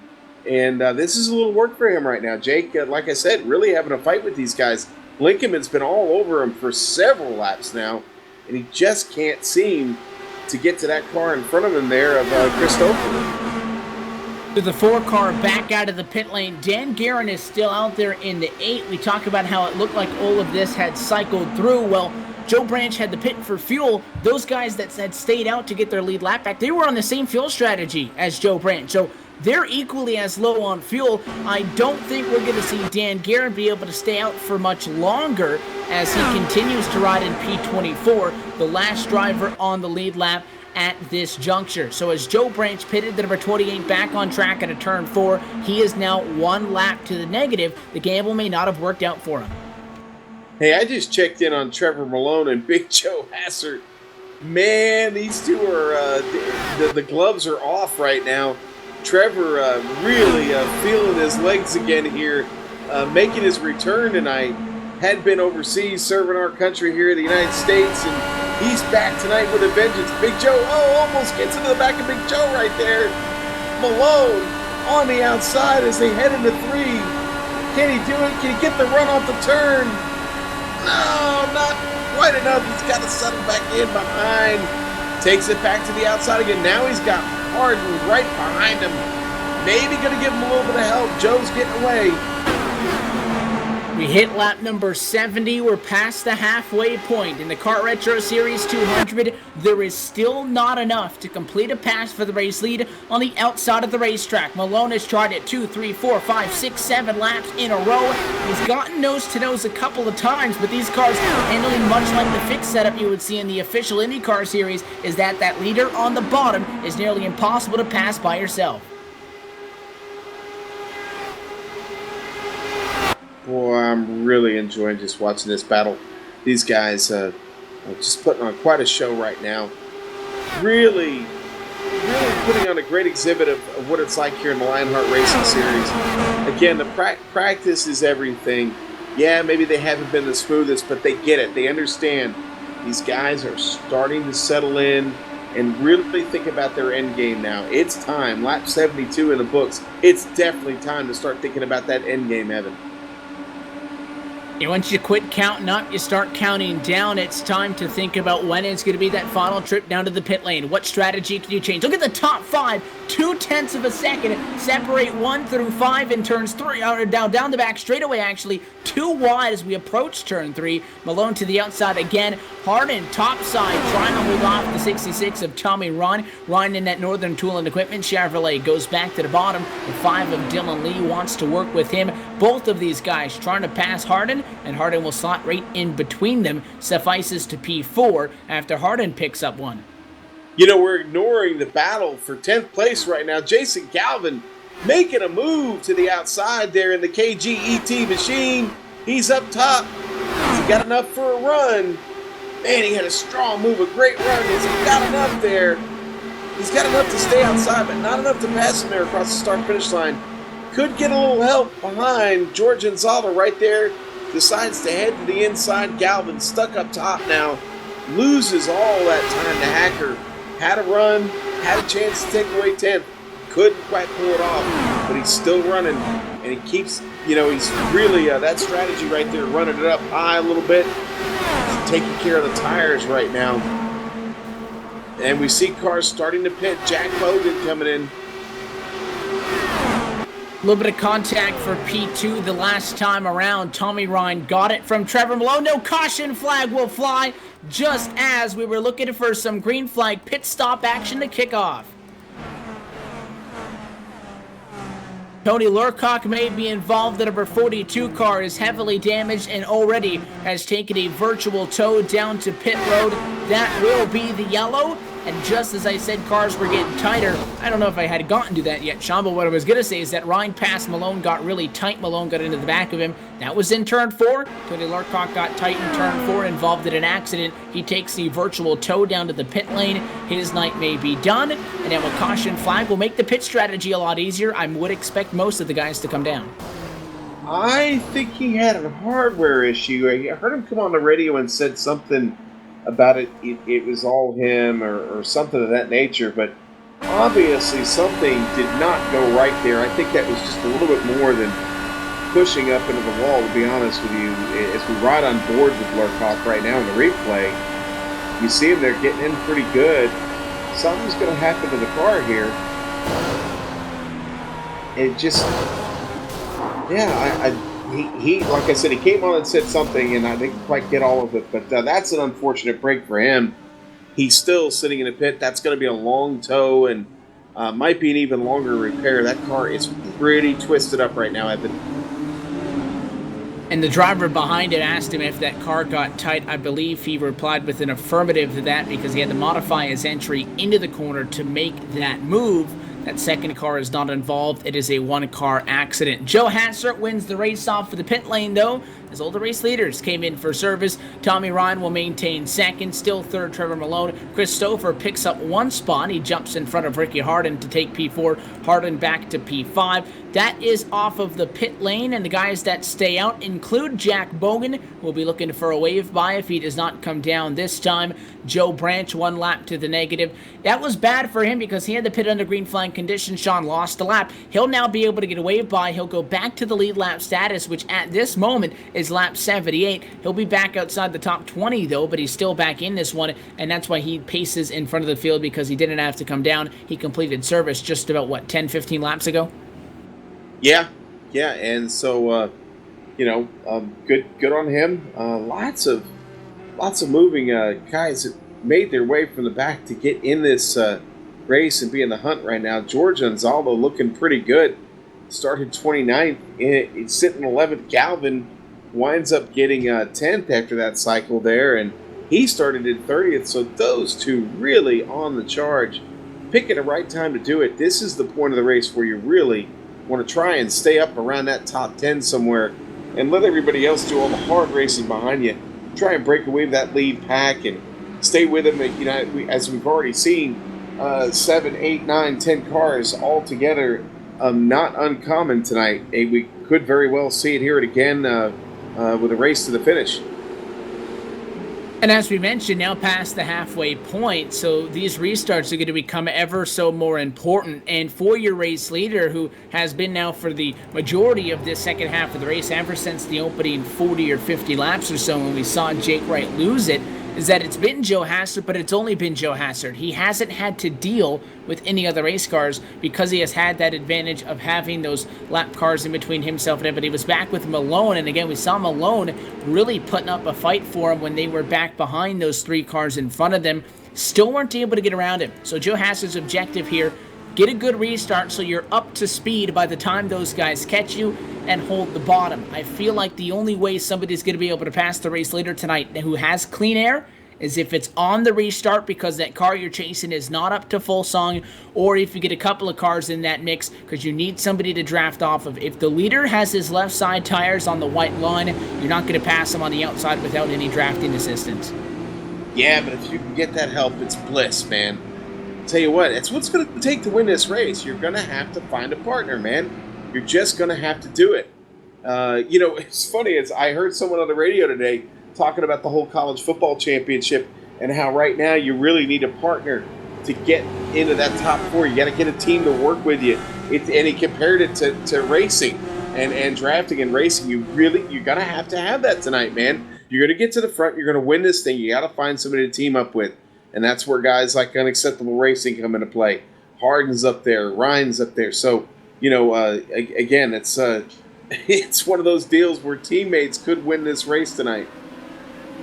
Joe Hassert will set sail and green flag flies back underway with 53 laps to go from the Charlotte Motor Speedway. He leads down to turn one and a good jump keeps him clear of the top 5 cars. First car dropping back to 92 of Chris Nannini. Not a good restart from the number 7 machine. He'll drop back to P9. Jason Galvin makes the move, as well as so did Jake Wright. Yep, Jake, not a bad start for him. He is in the thick of it, though, man. Galvin making a move to the inside of Jake Wright right there. Galvin's being the one to take it down low. Got Dylan Lee right in front of him there. Galvin with a really nice run to the inside, leaves Jake Wright hanging up top. Loses another spot right there to Chris Nannini, the number 92, closing in on Galvin. Look at that battle right there, folks. That is a run. 221 miles an hour by Chris Nannini heading into 1. And he jumps right back up to the outside of the racetrack and gets at least one of those spots back from Jason Galvin. Now they both go top side to turn 3. When you got 3 cars on top of each other's gearboxes on the bottom, somebody's lifting. If you don't lift, you can pass them almost every single time. but if you go out to the outside, you open up the door for the bottom. So top side to pass, but if you open up the bottom, you can lose the spot. You have to be confident. You have to have the run necessary to complete that pass. If you're going to commit to go to the outside of the racetrack, this battle is 1 second behind the race lead, though. It's Stouffer in fourth. He's the first car in this train. Look, top side, race leader is Joe Hassert. Battle for second, Tommy Ron and Trevor Malone. Those are the two guys that are within striking distance of a checkered flag. Striking distance indeed. We talked about that racing, man, and these guys settling in. It's happening right now. I hate, let's go back to Jake Wright real quick. Car is awfully strong. He's finally found his way down to the inside and sticking it down there. Galvin's now the guy left up top. But as we talked about needing a partner, he's got it right behind him. And that gave him a little bit of push. But, as you see, Jake Wright, he's picked up a partner in Dylan Lee in front of him and able to get away. So this draft really making a difference tonight in how these guys perform. But no one really able to make a move without that partner up top. And Malone drops into the number 3 spot for the race lead, but Olai is still on that secondary pack. You follow Dylan Lee down the backstretch. He's right in the thick of things in the middle of the racetrack on the inside in the number 5 car. They're side by side behind him. You see Galvin challenging to the top, not really going to be able to do much there on Jake Wright. He'll get back down in lawn. He's in front of Ron Hacker, who's on the inside. He's trying to hold off a charge topside by Chris Lanini. And Lanini going to lose another spot because George Anzaldo, the fans have been cheering him on. He started 29th. He wants to get a top 10 spot. That battle to turn 3, and he'll keep it O's there. But at 92, Lanini has only gone backwards since we went back green, and he still slides on the outside. George really hanging really well. I talked to George before the race. I knew that was going to be a strategy to not take a quality lap. And so far, so good. He's managed to stay out of trouble. A really solid run going right now. He's got traffic behind him, and they are angry. Lincoln's there. Lanini's there. Bluthenthal. We hadn't talked about Bluthenthal much tonight. Here comes Vincent Bluthenthal. He's in the mix. Peter Edwins on the lead lap. 14th, the DirtyBlinds.com machine. Nice battle, Evan. Nice battle. And Bluthenthal back there in the Penske Chevrolet, 19th to 13th, so he's even picked up a couple of spots on the evening. We talked about Lincoln, he's still up 5 spots, can't quite crack the top 10. He goes to 11th right now. George Anzaldo, though, finally did get into the top 10. He's got the spot now. To the outside goes Lincoln the challenge. He can't do it. And out of the inside, Chris Lanini wants to challenge him for 11th. Again, you can set up that car in front of you to make a pass, but if you don't do it, you're leaving yourself at the open risk of somebody else trying to get to your inside. Risk versus reward. Not even the biggest mover, though, back there. 29th to 10th for George Anzaldo. How about 30th to 8th? That is 22 positions for Jason Galvin, who continues to be in the thick of things in that battle for P3 on back. That's right. NBC and KGET's own Jason Galvin. He is having quite a run. Now, listen. He hadn't had a whole lot of luck. He's been a little frustrated, but this could be his night, man. He is really got that overdrive graphics machine hooked up, looking smooth, getting around Jake Wright right now, taking the fight to him up there all alone. Can he pull it off? As we've seen, man, without any kind of a partner, Hacker trying to get behind him, taking a look. But Galvin's still stuck up top there, not able to do much. 22 cars on the lead lap, back to Zach Troll. A couple of guys continue to fall off the lead lap. James Krahula's that one lap down after he had to come in for fuel. Jesse Fowler just now taking his car behind the wall. His night is done after he was in 24th position and has now decided to end his race. The number 89 car. His night is done. That stems from contact in turn number 1 a couple of laps ago. Now more contact, and it's for Brandon Lincoln also in turn number 1. That car is up against the fence, and it is very slow to the apron of the racetrack in turns 1 and 2. That's a tough break for Brandon. Grandma Evelyn, I'm very sorry. That's what we call just getting her into the concrete, and that's not going to work out well for him. He's going to have to bring it down. Thankfully, doesn't bring out a yellow flag for the rest of these guys. They're having a great run right now, and he's limping it around, really limping it around. You can tell he's trying to be careful not to get up in the racing line there. That's what will bring out a caution. Everybody coming around so quickly. He hauls it on the pit lane. Good job of Lincoln there, keeping it out of the mix and keeping the yellow flag off the track. And you talk about strength in numbers. It was the top three that had pulled away in that group from third, fourth on back. They have now caught race leader Joe Hassard. It's one big party at the front of the field. So the top 9 are all running together right now inside, and for what is going to be the race lead, Lanini coming over the radio, and he's having a conversation with Lincoln, and he may be admitting fault or some part of that. So it looks like those two guys, you saw the replay, they've gotten tangled up with each other. No caution stems from that. We talked about how it was Lincoln who was able to get that car down at the pit lane without any further problems. How about this next time around? 35 laps to go at Charlotte, and we have 8 drivers inside of 0.8 of a second, all of them chasing a checkered flag. Yeah, all of them chasing a checkered flag, and George Anzaldo up to 9th. Here we go, George. Pretty nice run going. Got Lanini right there with him. Those two working together, doing a little bit of drafting. Not too far from Ronald Hacker, just up in front of him. That's the pack they want to catch. That's where the race is going on right now. Hacker at the back of that. He's got Jake right in front of him. Ricky Harden there. Jason Galvin. We keep talking about those guys. Why? Because that's where the racing is, baby. This is great. Oh, man. Trevor getting caught in the middle right there. Almost 3 wide. And he ducks back down. He diamonds the middle of the corner. He jumps back out to use the 24 degrees of banking to his advantage. Not enough, though, to get a move on Chris Stouffer. Stouffer still third. Malone has to still settle in fourth. Galvin behind now up to P5 as he makes a move and slides Ricky Harden back to 6th. And race leader at the beginning of this one, and championship leader Jake Wright, relegated back to P7, Sean, is doing very good to race with this lead pack, but he hasn't made a whole lot of passes after he fell back here. No, it hasn't made a whole lot of passes. But let's face it, there haven't been a whole lot of those, except for when somebody makes a mistake. And the deeper into these runs you get, that potential looms. Disaster looms.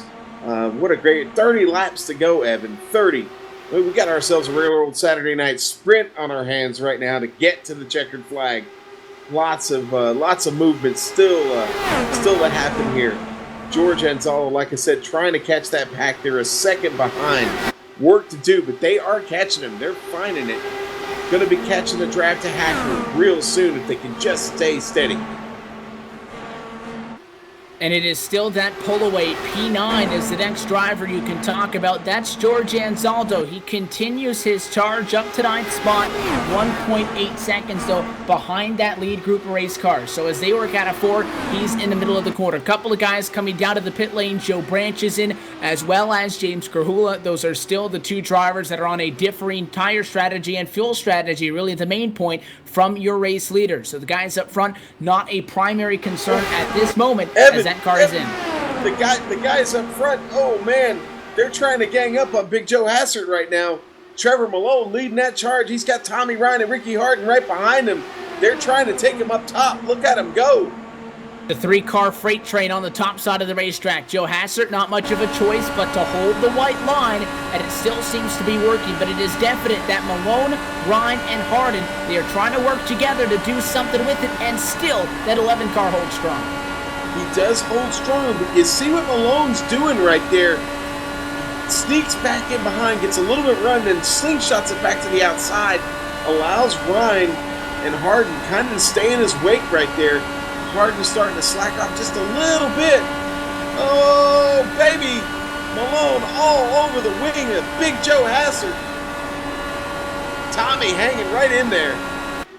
And he still can't get it to the bottom, back to the top side. Every single time that car on the inside is clear, you duck down, you get a swift for that open air behind the wake of that 11, and you jump back to the outside. But he continues to do it. They have still not gotten any closer with those 3 guys working together than when it was just 1 car going out there. It is very difficult to have those guys behind you push you. It is easy to suck up to somebody in these race cars, but to get that push, you have to be oh so close to the outside again in turn 1, but still not enough to clear Joe Hassert. Now, nothing says you have to clear him, Sean. We get a caution when you have a nose in front, or if you have a nose in front at the start-finish line, that could be all it takes.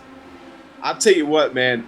I know Malone is probably streaming this on his Twitch, and I'm sure the Chocolate Cam Nation is going crazy right now, seeing this effort here he's putting on tonight, just making his return after many, many weeks away, and out of the championship hunt, out of it all, but really racing for a win right now.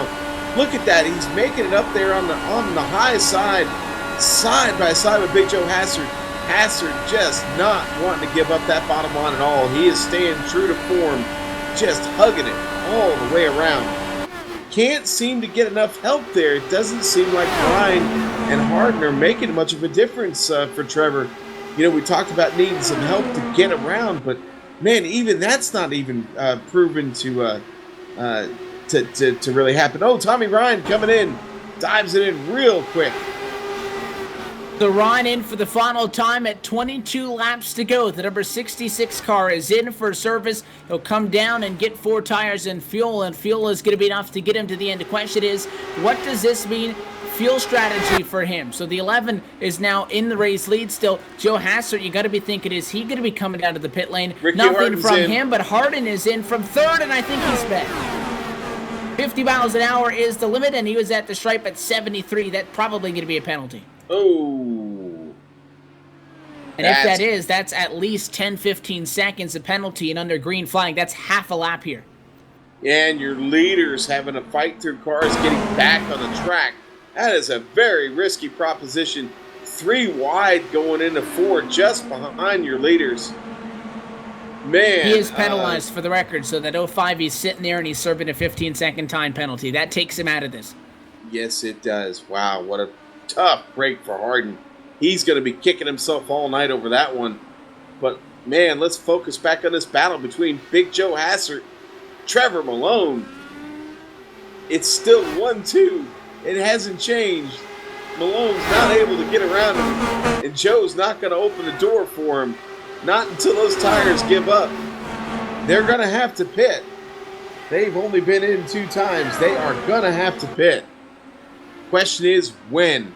We're now at lap 115, about to take off 116.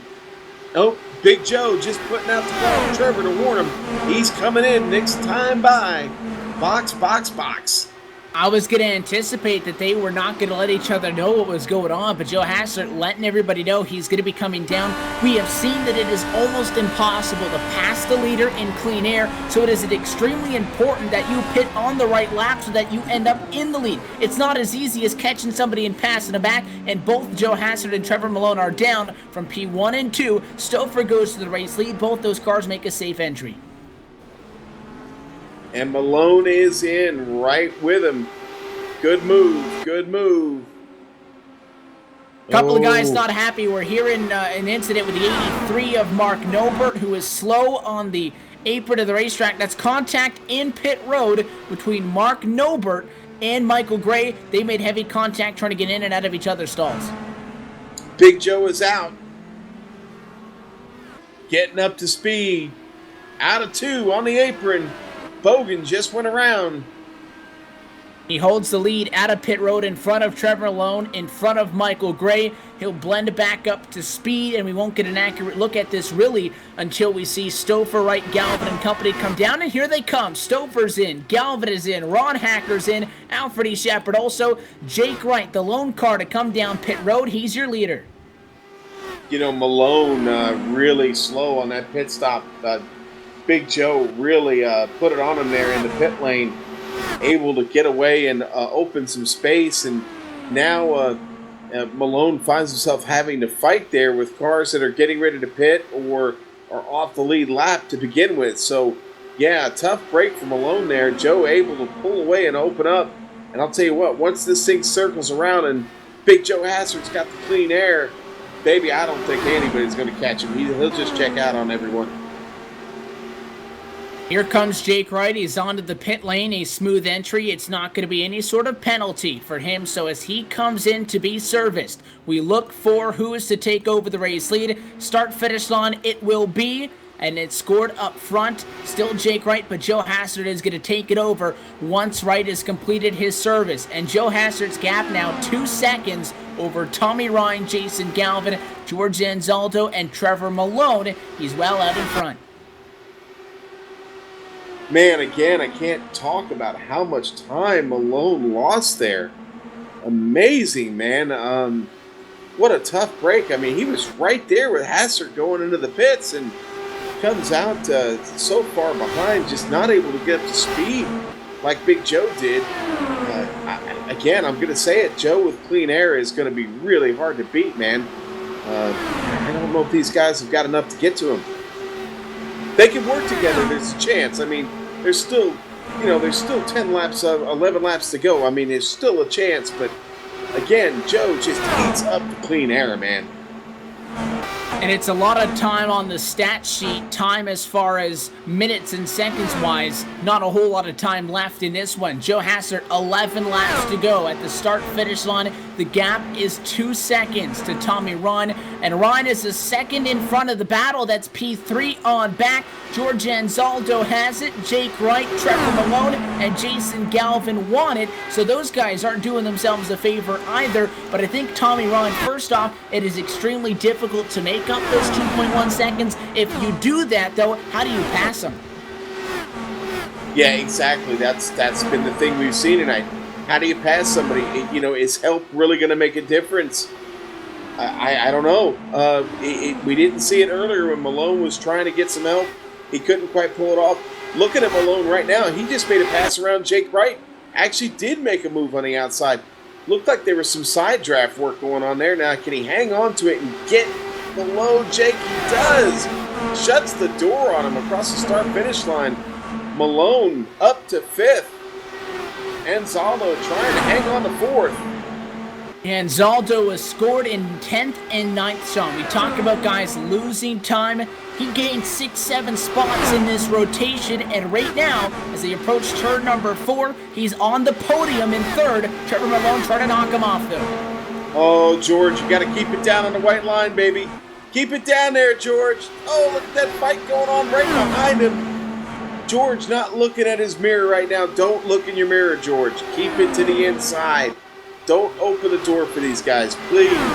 George looking at a podium finish. Can he pull it off? I'm not going to talk about him anymore. Here comes Malone. Here comes Malone. Almost makes contact. I think they touched either tires or they got bodywork on each other. A puff of smoke to turn 1. None of the cars really get upset. They're still green down the back. Malone topside again. Lap car could be a factor in this one. Staying up high against the fence is the number 92 of Chris Lanini. Not a factor. They're able to sneak through down low. Hey, lap car, not a factor. Good job. Good job, Lanini. Malone is hungry, though. I'll tell you what, he's not about to roll over the smoke and contact again. The second time that Trevor Malone has gotten into George Anzaldo. He's hit him twice in 3 laps. George trying to hold it down there. They're side by side coming out of 4. George, keep it straight, buddy. Oh, man, what a run. What a run. What a battle going on between those two. That's the race on the track right now. We're racing in Concord, North Carolina, but it's not the Coke 600, boys. They're racing like they got fenders. They're beating and banging for 3rd at 125 miles an hour. Malone going to put the pinch on in 3 and 4. Meanwhile, race leader Joe Hassard with 4 to go. Joe opening up that lead. I told you with the clean air, he was just going to eat it up, man. And he has. The battle, like I said just a moment ago, the battle is right here for 2nd place. Let's go, Anzaldo. He's just nailing it right now, nailing it to the inside, stuck like glue on that bottom lane. Car really solid right now. The tire's not giving up. Can't give up now with just 3 laps to go. It looks like Tommy Ryan's going to be able to hang on to P2. He's not able to catch Hassard. It doesn't look like Anzaldo and company are going to catch him. They're a second off at 3 laps to go. Down the back, and Maloney's thinking about jumping to the bottom. If you want to hold on the 3rd, hold that white line. Meanwhile, Jake Wright, Jason Galvin, they're just waiting in the wings, seeing what happens here. Oh man, Connor. I'm sorry, not Malone doing all he can to get George just out of shape, trying to take the air off him, just make him nervous, whatever he can do. Oh, caution, Oh, that's it. the yellow is up. Caution flag will fly. Coming to the white. Joe Hassert is not involved. Neither is Tommy Rahn. It's flipping down the back straightaway for Ronald Hacker. The yellow will fly. This race will end at a slowed pace. But you take a look at the replay for the 102 car. Across the start-finish line they come. And obviously everybody up on the wheel trying to get everything they can. It's contact there in front getting turned around. It looks like at least Dan Guerin, one of the cars involved, a huge accident at a turn number 2. And that will bring out a caution that really won't affect the end of this one as far as your race leaders, because just as we catch up to the back of the pace car, it is turn number 4 for the final time. And for Big Joe Hassert, he'll add to his statistics and get a checkered flag on Season 3. Turn 4, and it'll be a checker and a yellow alongside, but you can put it in the bank. Joe Hassert across the start-finish line, your winner at the Charlotte Motor Speedway. He'll win the Kart Retro Series 200. Tommy Ryan second. George Anzaldo on the podium in third. The Big Joe Show. The Big Show. The Big Joe Show. The Big Joe Show. That's what it was tonight, folks. Big Joe coming home with a big victory here at Charlotte Motor Speedway. Great run for Tommy Ryan. Great run for George Anzaldo. Can't wait to talk to him. I think the last thing I said to him was, I'll talk to you on the podium. So, and you didn't jinx him. I didn't jinx him. I'm really tickled right now to see that he got to the podium. That's, I guess, why I was cheering for him so hard there at the end. Can't wait to talk to these guys, Evan. What a great race. And Joe Hassert does a couple of victory laps down the back straightaway. A winner now inside of Season 3. It is his 5th top 5, 8th top 10 on the year. But the first checkered flag in this third installment of the LionHeart IndyCar Series Championship campaign. I'm sure that'll be as well an exciting talk to in Victory Lane. You'll hear from him, Ron Anzaldo, the podium finishers, going to be caught up with us in the post-race show in just a few. We'll step away and be right back at the virtual Charlotte Motor Speedway. You're watching GSRC's coverage of the LionHeart IndyCar Series Kart Retro Series 200.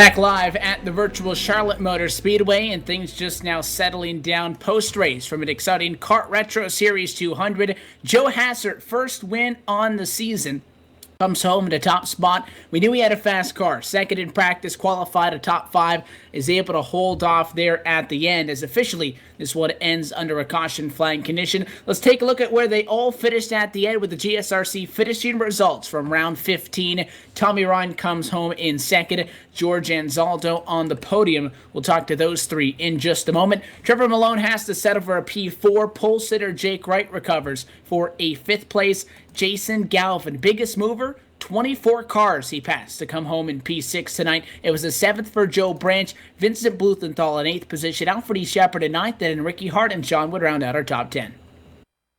And in 11th place, Peter Edwins in the DirtyBlinds.com machine finishes on the lead lap tonight.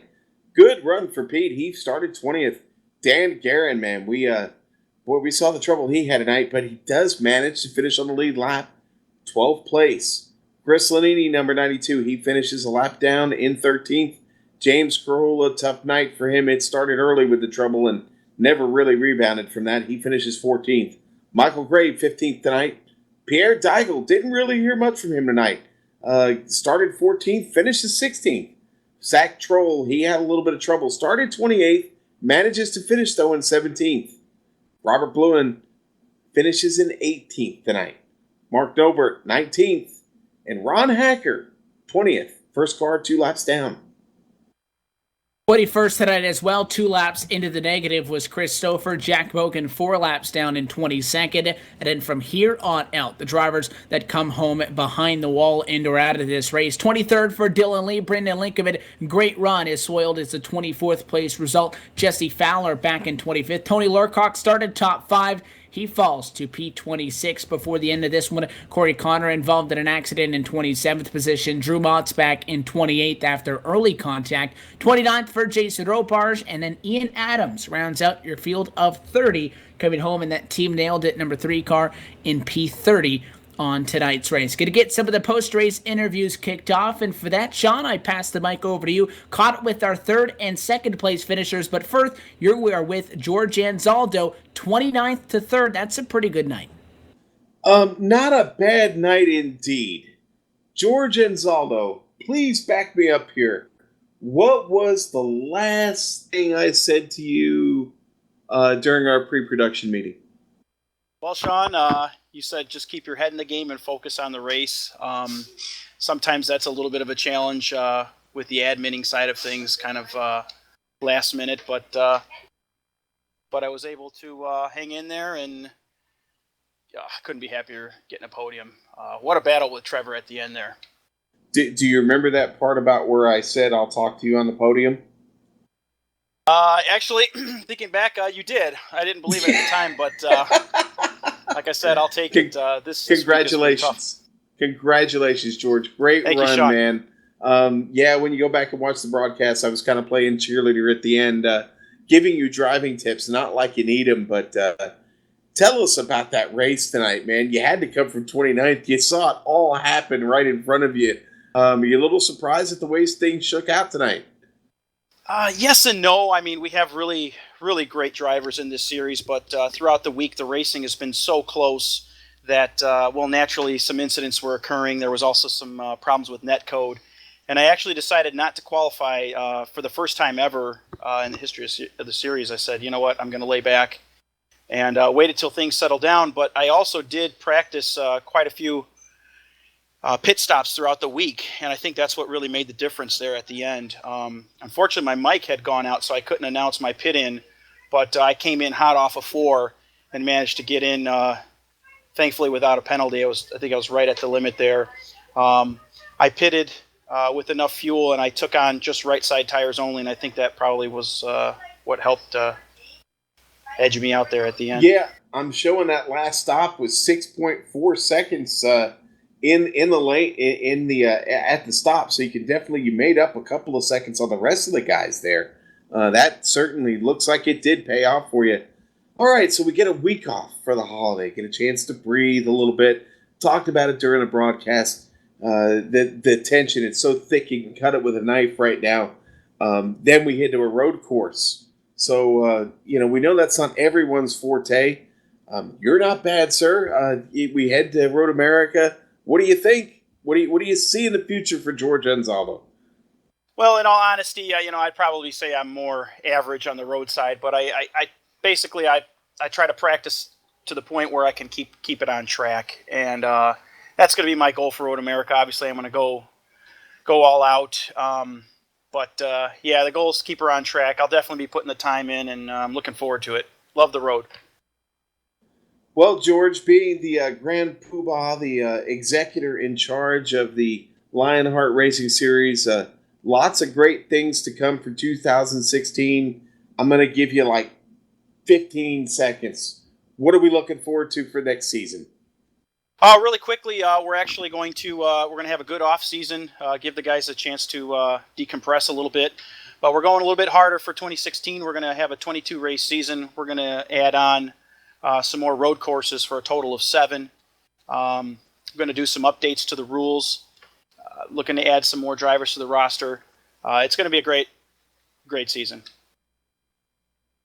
Man, we can't wait to get it kicked off. But before we do that, we got to finish this one. We got 3 big races to go. Looks like Jake might have it locked up. Man, that kid, he does it again, comes home with a top 5. Going to be really, really hard to unseat him at this point. Krahula with bad luck tonight.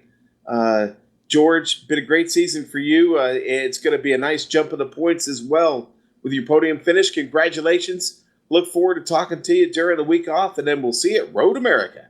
Sounds good, Sean. Just real quick, want to thank all my admin team, the drivers, my teammates over at No Chance Racing, and also Jimmy Eifling, our sponsor for tonight.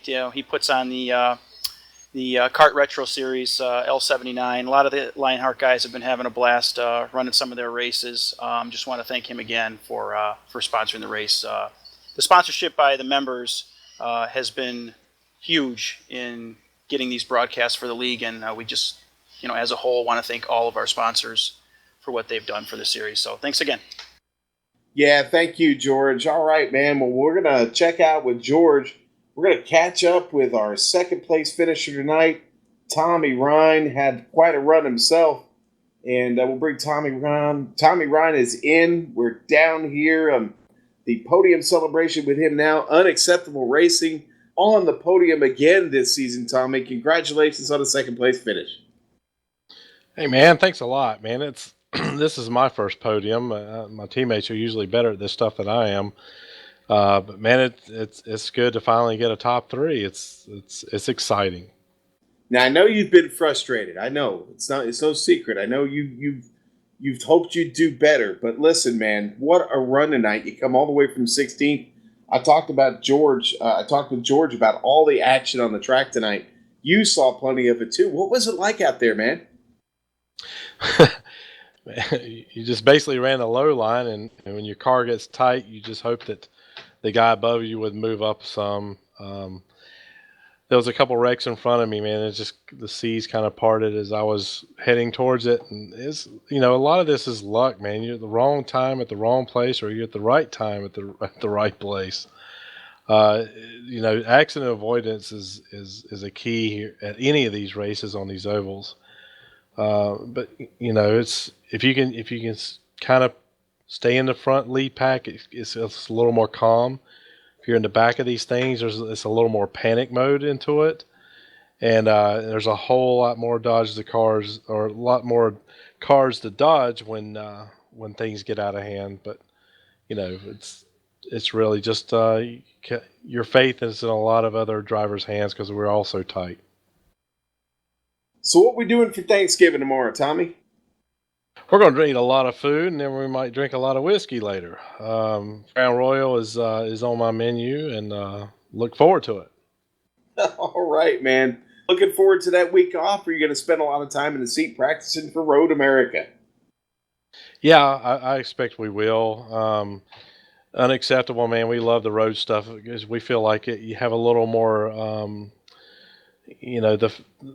the race is more in your hands than in other drivers' hands. You can actually get away from some guys instead of the big draft pack.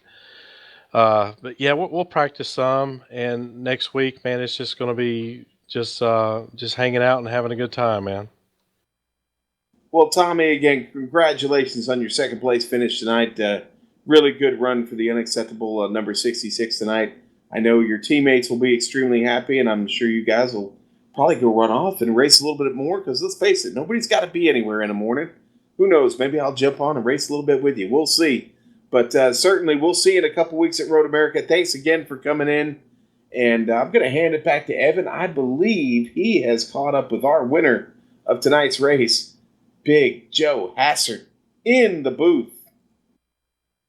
He led laps 1 week ago for a top 5, and tonight he does the same, but it's his first win on the season. Joe Hassert, your winner at the Charlotte Motor Speedway, walks away victorious in the Kart Retro Series 200, and we've caught up with him down in Victory Lane. Joe, congratulations to you. They didn't make that one easy for you there. At the end, you were able to pull a little bit of a gap, but this was a hard-fought one start to finish. Yeah, it was. I knew I was going to have to run up front to do anything tonight. So I just fought with Jake, stayed behind him, got him beat off pit road. And we knew that Joe Branch wasn't going to be able to stay out long. He finally had to pit. Cautions finally fell the right way. And then that last green flag stop just blew everybody off out of the water. I was just hoping that it would stay green the rest of the way, and it did. So finally, it's 15 race, a long time to go between wins, but we finally got one. And you add your name to the list of now 11 drivers that have won so far, and now the 15 races that we have competed. Charlotte is an interesting racetrack to race these Indy cars. The guys back in third, we said they were fighting like they were in stock cars, bouncing off each other. A lot of guys were really, really tight. There was a lot of tight racing, but it seemed like if you were in the lead and on the bottom, those guys could not do much with you. Yeah, it kind of felt like back in the day with the old car, when you just had a lot of downforce and a lot of speed and tires were good enough to grip the bottom. Even out front, it started to get tight a little bit towards the end of a run, but not as much as the guys who were in the draft the whole way. I knew there were a couple places, one right before the pit stops where I thought I was going to lose the lead because I had bobbled in the corner. But I was able to hold it together, got a couple cautions in the right spots, and it just all worked out finally. To break through and get that first win on the season, I know it's a load off of your shoulders, but most importantly, it is huge in this championship because you come into tonight up one spot in the points from last week. You passed Pierre Daigle to take over third overall, and then with a win tonight and James Krahula, who had a decent finish but back in 14th position, this puts you guys ever so much closer to fight, if not for the number one spot in the championship, but for second as well, with two guys that have really been well out in front of the field from everybody. We go racing in 2 weeks' time at a road course in Road America. Can you keep up the momentum there? If there was a road course that I would say was my favorite, it's Road America. It's my home track, across the way in Wisconsin here. You guys know I'm not a great road racer, but I'll put some time in this week, turn some laps, and maybe try to take home a top 10. I don't think I have enough to catch Jake. He's 170 points ahead of me. There's only 200 available, plus there's drop weeks. So I don't think that's possible. But if I can get second, time I finished from last year, maybe get another win under my belt, Auto Club maybe again, I consider it a successful season. And tonight is Turkey Eve, and we have a week off next week as well for the holidays. Any special plans now that you're going to be walking out of here with the trophy? Well, we're going to keep celebrating tonight. I started pounding about 7 o'clock, try to change my luck a little bit, get a little loose. There you go. Chugged a beer, took a shot every caution, so we're feeling pretty good right now. See if I can't clean out the fridge before I go to the parents tomorrow night. Well, that might explain why me and Sean were curious as to how aggressive everybody was on it tonight. It worked. It got the job done. Another checkered flag. Joe, sponsors and shout-outs. Anybody you want to thank while we got you here? Just want to thank my teammates. They're great. We came up with a good strategy tonight. Jake, Tony, and Pierre. I actually was thinking about a sponsor and paint job change this morning. I was talking to Justin over at Overdrive. I said, we need to change our luck. I'll think up something. Well, he never got back to me because he was busy. But the luck changed anyway. So I'm happy about that. Thanks to George for putting on a great league. Thanks to you guys at GSRC. It's fun to watch the races. Fun to listen to you guys call it. Well, it was fun to see you drive home and get this one done. And, thanks for sticking around and chatting. Enjoy tomorrow. Enjoy your off week. And we'll see you in 13, 14 days from now. We'll see what we can do at Road America. Thanks, Evan. So that is down in Victory Lane. A somewhat sober Joe Hassert gets the win job tonight, Sean. Again, maybe that's why they were so crazy. Well, I'll tell you what. A win was in the bag for Joe Hassert, and so was he, as they say. So, obviously, well lubed up and ready to go tonight. He was, and Big Joe comes away your winner here at Charlotte Motor Speedway. Man, that was a great race. The finish, what a great battle there that was going on for second and third place. We saw it all tonight. We saw a lot of action. Hey, the wrecks were spectacular when they happened, but we didn't get a whole lot of them. And this field was able to race side by side for most of the night. And, man, this was a good one. This certainly would want to go back and watch and watch again several times. This was a lot of fun tonight, Evan. And I won't go back and look every single lap, but I would not be surprised, Sean, if we didn't go one lap all race long outside of the cautions where there was not a side-by-side somewhere on track. Everybody was up on the wheel tonight, and there was a possibility for a couple of big wrecks, 3, 4 wide at times. These guys put on an amazing piece of driving, and it was quite the show. I'm looking forward now to these next 3 because it's interesting how this schedule works, Sean. We get a week off. We'll go back to Road America, or rather the first time. We'll see it on the 9th of December. Following week, we have the Dead Zone Racing at 150 at Atlanta. So those races in 13 days and 20 days from now. And then a month off for the Christmas and New Year's break until we go for the championship on the 6th of January. That's quite the spread between races 17 and 18 outside of a championship, which Joe Hassert might be the hardest charging guy with the momentum. He doesn't think he's going to be able to get the job done. And when Jake Wright has a bad night and it's a P5, it's hard to argue against that. That should be fun to see how that plays into the psyche of these drivers. We talk about Trevor Malone coming back hot and heavy. We'll see how these guys come back hot and heavy after this break and as well after the Christmas break. Yeah, Trevor Malone, you mentioned him. What a run for him tonight. Definitely came back with a vengeance and could be a factor in these next 3 races. We'll see what his schedule allows. But that break that you talked about there between Atlanta and when we go to Auto Club for the final and Triple Crown event, the season finale, will the time off get in guys' heads? I mean, you got to wonder, that layoff sometimes can be really good for some people and really bad for others. If you're on a roll, the last thing you want is a 3-week layoff, okay? That is really the last thing in your plans. You want to get it done, strike while the iron's hot. So this race to the championship is going to be a good one. Joe Hassert has definitely put himself in position to take that second spot away from James Carula after tonight. I think only about 30 points separate those guys. So lots of opportunity coming up for old Big Joe Hassert there. Great win for him tonight. Great race. Evan really enjoyed it, man.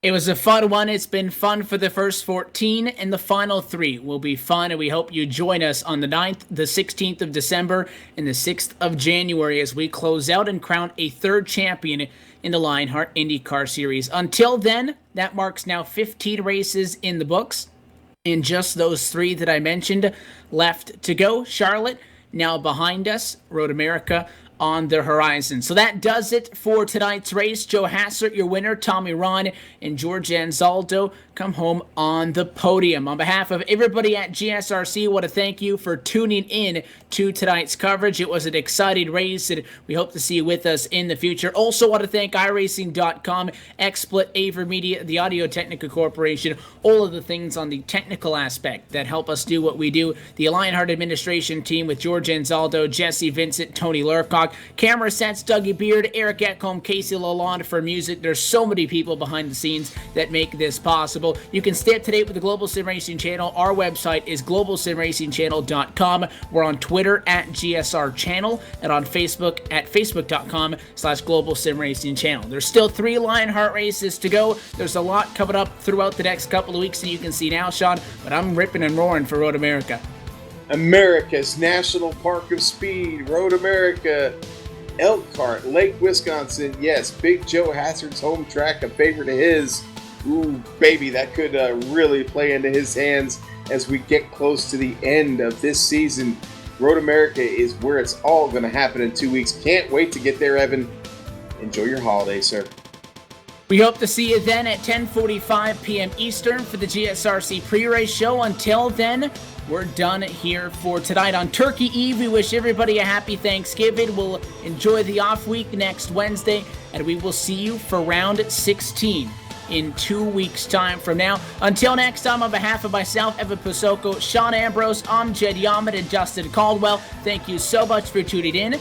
And one big shout out, it's the Big Joe Show. Joe Hassert, your winner tonight at the Charlotte Motor Speedway. We'll see you at Road America in Elkhart Lake, Wisconsin, 2 weeks' time from tonight for road racing at its best. Good night.